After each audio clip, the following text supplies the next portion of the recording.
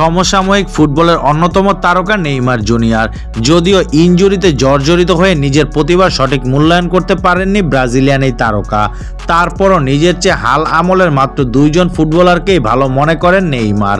ব্রাজিলের হয়ে আন্তর্জাতিক ফুটবলে সবচেয়ে বেশি গোল করা এই ফুটবলারের চোখে আর্জেন্টাইন তারকা লিওনেল মেসি ও পর্তুগিজ তারকা ক্রিস্টিয়ানো রোনালদোই তার চেয়ে এগিয়ে আছেন।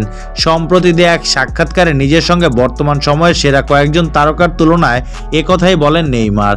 প্রথমেই বার্সেলোনার সাবেক সতীর্থ লুইস সুয়ারেজের সঙ্গে তুলনায় নিজেকে এগিয়ে রাখেন নেইমার।